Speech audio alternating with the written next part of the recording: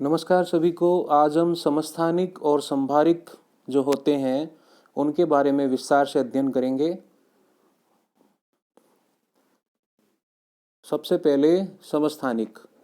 समस्थानिक जैसा कि नाम से ही प्रतीत हो रहा है, समस्थानिक यानी कि समान स्थान, मतलब एक ही तत्व के भिन्न भिन्न रूप जिन्हें आवर्त सारणी में समान स्थान पर रखा जाता है वो समस्थानिक होते हैं। समस्थानिक के बारे में सर्वप्रथम डाल्टन ने अपने परमाणुवाद में समस्थानिकों के बारे में बताया था। समस्थानिक का शाब्दिक अर्थ होता है समान स्थान, अर्थात आवर्त सारणी में समस्थानिक, आवर्त सारणी में समान स्थान पर रहने वाले। किसी तत्व के वे परमाणु, मतलब एक ही तत्व के वे भिन्न भिन्न परमाणु होते हैं जिनके परमाणु क्रमांक तो समान होते हैं, मतलब परमाणु क्रमांक जो होते हैं वो तो समान होते हैं, किंतु परमाणु भार जो होते हैं वो भिन्न भिन्न होते हैं। इन्हें समस्थानिक कहते हैं। तो एक ही तत्व के भिन्न भिन्न परमाणु जिनके परमाणु क्रमांक जो होते हैं वो तो समान होते हैं, लेकिन उनके परमाणु भार, द्रव्यमान संख्या जो होती है वो अलग अलग होती है, भिन्न भिन्न होती है, उन्हें समस्थानिक कहते हैं। समस्थानिकों के प्रत्येक परमाणु में समान संख्या में प्रोटॉन होते हैं, यानी कि समस्थानिकों में प्रोटॉनों की संख्या जो होती है वो समान होती है, जिससे इनके परमाणु क्रमांक जो होते हैं वो समान होते हैं, क्योंकि परमाणु क्रमांक की संख्या जो होती है वो प्रोटॉन की संख्या के बराबर होती है।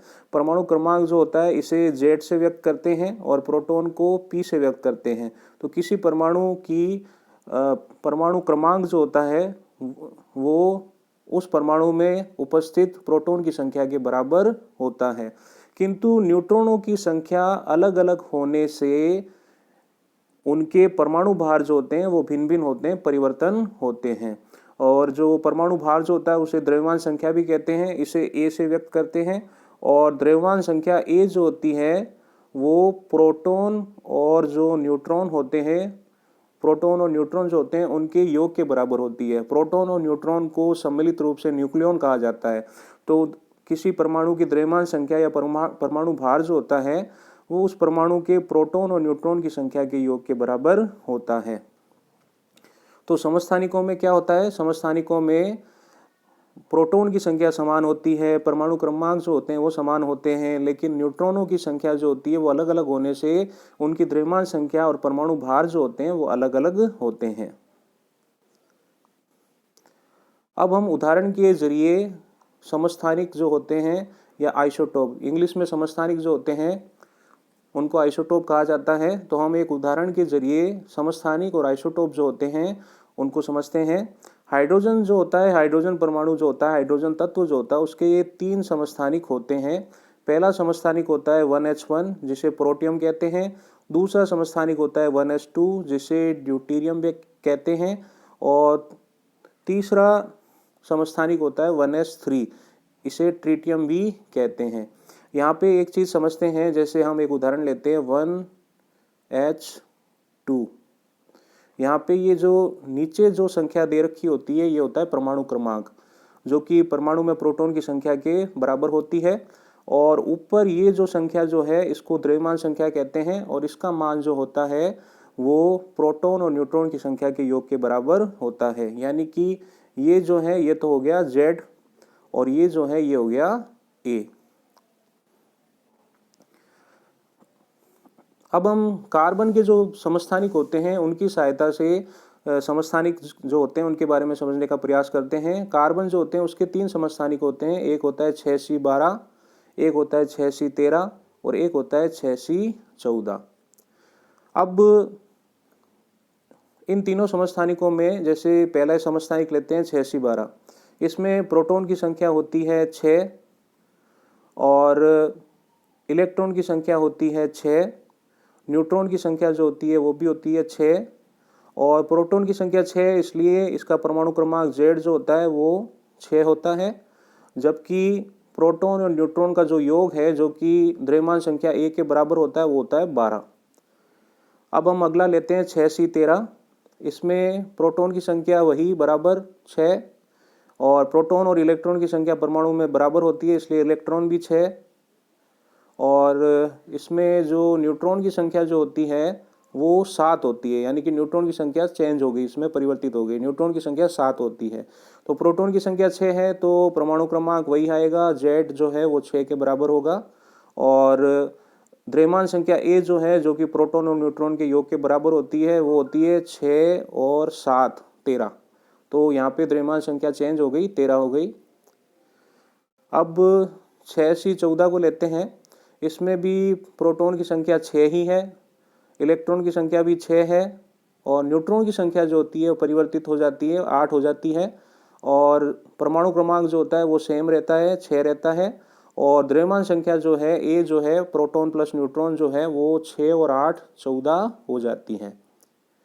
तो इस प्रकार से जो कार्बन के जो तीनों समस्थानिक हैं उसमें जो न्यूट्रॉन की संख्या जो है वो परिवर्तित हो रही है। इसमें न्यूट्रॉन की संख्या 6 है, इसमें न्यूट्रॉन की संख्या 7 है, और इसमें न्यूट्रॉन की संख्या 8 है। तो इन तीनों में न्यूट्रॉन की संख्या जो है वो परिवर्तित हो गई, और न्यूट्रॉन की संख्या परिवर्तित होने की वजह से जो प्रोटॉन और न्यूट्रॉन की संख्या का जो योग होता है, यानी कि परमाणु भार या द्रव्यमान संख्या जो होती है वो परिवर्तित हो जाती है, वो भिन्न भिन्न होती है। लेकिन प्रोटॉन की संख्या समान है। प्रोटॉन की संख्या समान होने की वजह से जो परमाणु क्रमांक जो होता है वो भी समान रहता है। तो एक ही तत्व के वे रूप जिनमें परमाणु क्रमांक प्रोटॉन की संख्या समान होती है, लेकिन न्यूट्रॉन की संख्या परिवर्तित होने से द्रव्यमान संख्या या परमाणु भार जो होता है वो भिन्न भिन्न होता है। तो एक ही तत्व के जो समस्थानिक होते हैं उनके परमाणु क्रमांक जो होते हैं वो तो समान होते हैं, लेकिन न्यूट्रॉनों की संख्या जो होती है उनमें परिवर्तित होने की वजह से उनकी जो द्रव्यमान संख्या या परमाणु भार जो होता है उसमें भी परिवर्तन हो जाता है। इन्हें समस्थानिक कहते हैं। चूंकि समस्थानिक जो होते हैं उनके परमाणु क्रमांक जो होते हैं वो समान होते हैं, इसलिए आवर्त सारणी में सभी समस्थानिक जो होते हैं वो एक ही स्थान पर आते हैं, और इसके साथ साथ सभी समस्थानिकों के जो रासायनिक गुण जो होते हैं वो भी समान होते हैं। तो इस प्रकार से हमने समस्थानिक के बारे में समझा। अब समस्थानिक जो होते हैं उनके विभिन्न उपयोग जो होते हैं उनके बारे में हम समझते हैं। यूरेनियम का एक समस्थानिक होता है जिसका उपयोग परमाणु भट्टी में ईंधन के रूप में किया जाता है। और कैंसर जो होता है, कैंसर रोग जो होता है, कर्क रोग जो होता है, उसके उपचार में कोबाल्ट के समस्थानिक का उपयोग किया जाता है। और घेंगा रोग के इलाज में जो गोइटर जो होता है उसके इलाज में आयोडीन के समस्थानिक का उपयोग किया जाता है। तो ये समस्थानिकों के कुछ उपयोग हैं। अब हम समभारिक जो होते हैं उसके बारे में समझते हैं। समभारिक, जैसा कि नाम से ही पता हो रहा है, समभारिक समान भार।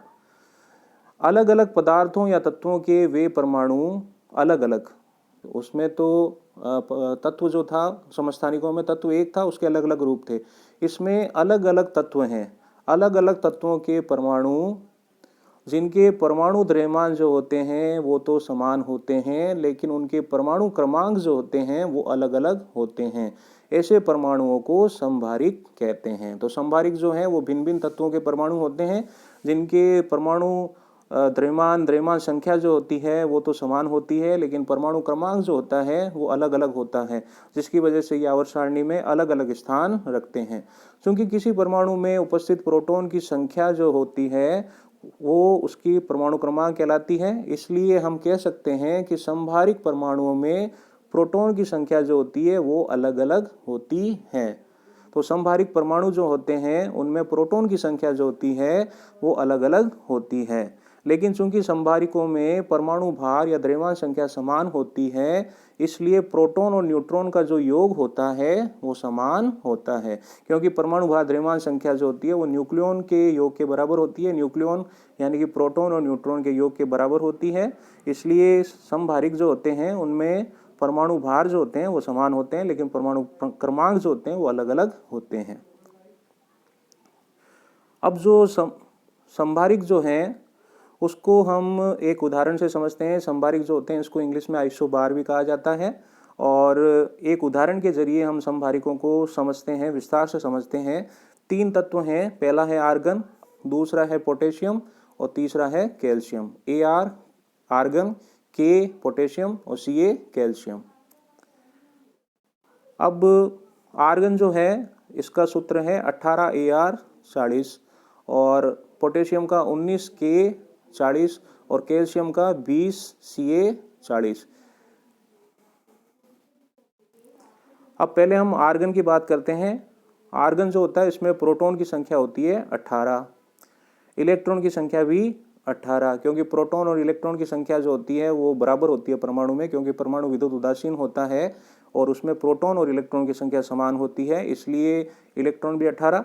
अब इसमें न्यूट्रॉन जो है उनकी संख्या है 22 और चूंकि Z परमाणु क्रमांक है और ये प्रोटॉन की संख्या के बराबर होता है, इसलिए ये 18 ही होगा। प्रोटॉन 18 है तो Z भी 18 होगा, परमाणु क्रमांक भी 18 होगा।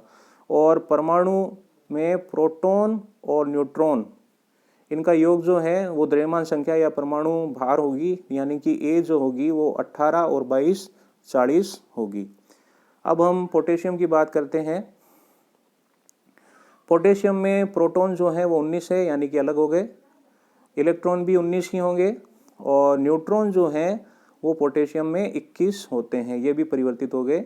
और Z जो है वो प्रोटॉन की संख्या के बराबर Z भी 19 ही होगा और द्रव्यमान संख्या A जो है वो प्रोटॉन न्यूट्रॉन का योग है, तो A जो होगा प्रोटॉन 19 और न्यूट्रॉन 21, इन दोनों का योग होगा तो A हो गया 40। तो A समान है, यहाँ पे भी A 40, यहाँ पे भी A 40।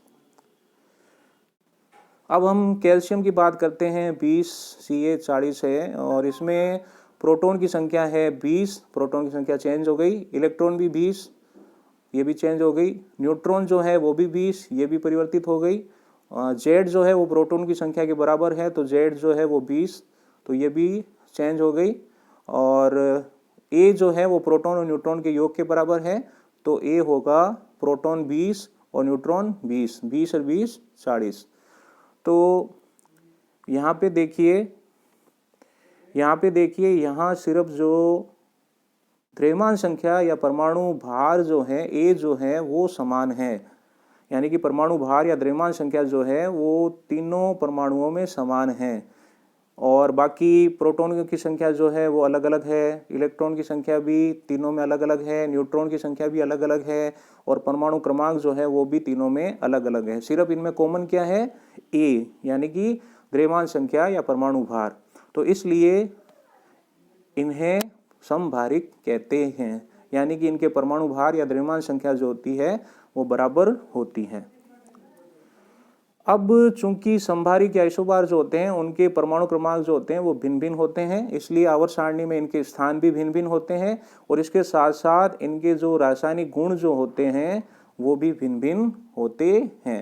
रासायनिक गुण भिन्न भिन्न क्यों होते हैं? क्योंकि रासायनिक गुण जो होते हैं वो इलेक्ट्रॉन और प्रोटॉन की संख्या जो होती है उस पर डिपेंडेंट होते हैं और आवर्त सारणी में स्थान पर डिपेंडेंट होते हैं, तो वो परिवर्तित हो गई तो रासायनिक गुण भी भिन्न भिन्न होंगे, परिवर्तित हो जाएंगे। तो इस प्रकार से हमने समभारिक आइसोबार और समस्थानिक आइसोटोप के बारे में विस्तार से अध्ययन किया। जय हिंद, जय भारत, धन्यवाद।